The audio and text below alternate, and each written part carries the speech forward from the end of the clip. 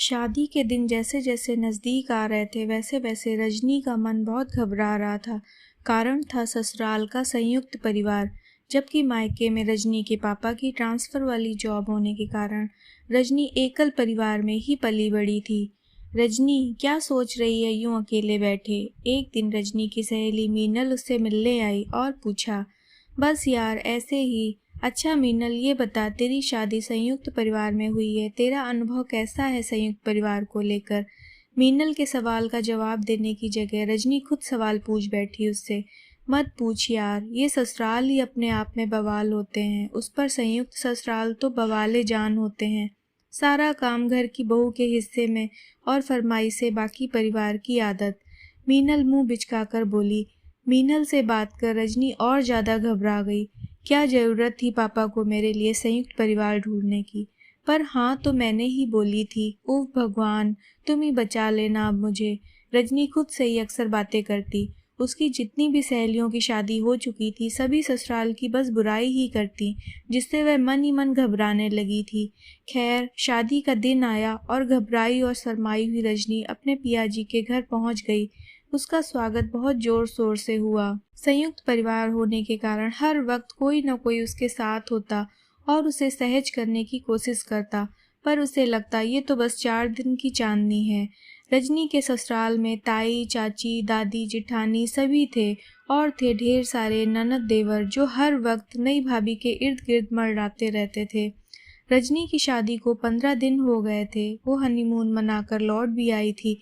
आज उसकी पहली रसोई की रस्म थी, तो रजनी के हाथ पैर फूले हुए थे। ऐसा नहीं था कि उसे खाना बनाना नहीं आता, पर 4 लोगों का खाना बनाना और 40 लोगों का बनाने में बहुत अंतर होता है। उस पर नई रसोई, नए लोग और नई पसंद। सुबह से ही उसके पति, समीर की बुआ का परिवार, उसकी ताई, चाची की बेटियों का परिवार भी आ गया था नई बहू के हाथ की रसोई खाने। बेटा, छोले चावल बनाने हैं, इससे रोटी कम बनानी पड़ेगी, साथ में खीर तो बनेगी ही और मटर पनीर की सब्जी भी। सास ने रसोई में आकर रजनी को खाने का मेन्यू बताया। बड़े बड़े पतीले देख रजनी का सर चकराने लगा। सास ने उसकी तरफ देखा और सर्दी में उसके माथे पर आए पसीने को देख समझ गई बहू खाना बनाने को लेकर चिंतित है। देखो, छोले, खीर और सब्जी बन गई है, चावल तुम्हारी जेठानी छौंक देगी। रजनी के कान में सास ने धीमे से कहा, मम्मी जी ये सब किसने, कब और क्यों बनाया? रसोई तो मुझे बनानी थी ना। रजनी वो सब देखकर चौंकते हुए बोली, आहिस्ता बेटा, बाहर मेहमान भी हैं, उन्हें नहीं पता लगना चाहिए कि ये सब तुमने नहीं बनाया। ये सब हम लोगों ने 4 बजे उठकर ही बना दिया था। तभी रसोई में ताई जी चाची जी के साथ आते हुए बोली, चलो तुम फटाफट साड़ी का पल्ला दबाओ और लग जाओ काम पर।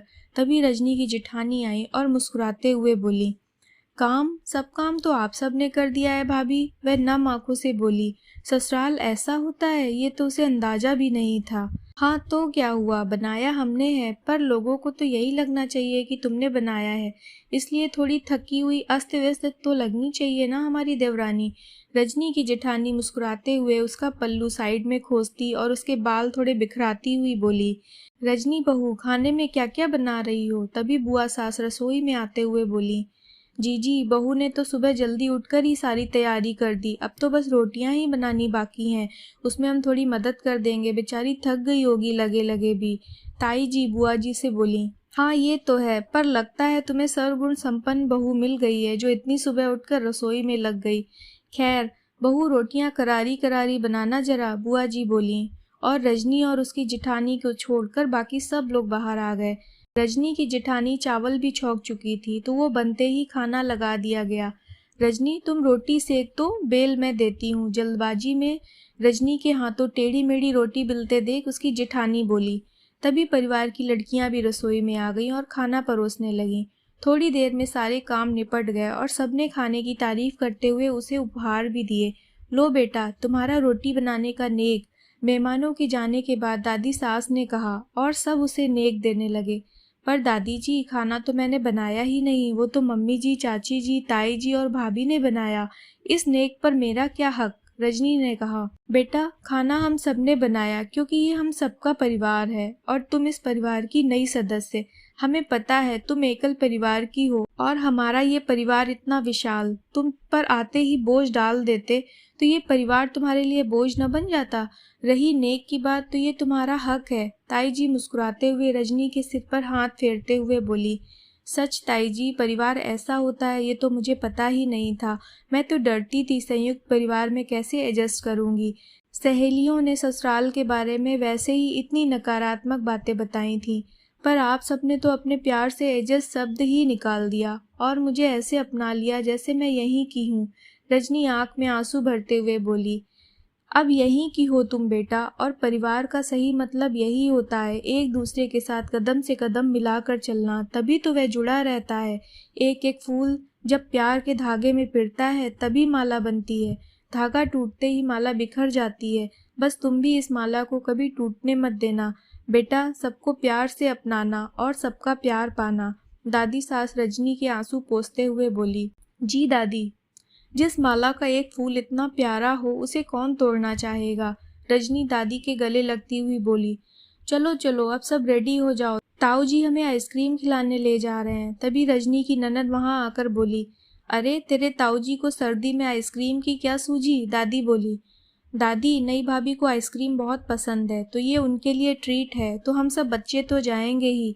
रही बात आपकी, आपका बुढ़ापा है तो आप सोच लीजिए अभी। रजनी की ननद दादी को छेड़ते हुए बोली, बूढ़ी होगी तू, मैं तो आइसक्रीम खाऊंगी और आज तो बहू की पसंद की खाऊंगी। दादी के इतना बोलते ही सब खिलखिला दिए और आइसक्रीम खाने चल दिए। दोस्तों, परिवार का असली मतलब ही एक दूसरे का साथ देना, बड़ों को सम्मान देना, छोटों को प्यार देना होता है। अगर परिवार ऐसा हो, न कोई बहू दुखी हो और ना ही कोई सास बुरी कहलाए, सब एक माला में पिरे रहें और ये माला हमेशा महकती रहे। आपको ये कहानी कैसी लगी? अपने विचार जरूर मेरे साथ शेयर करें।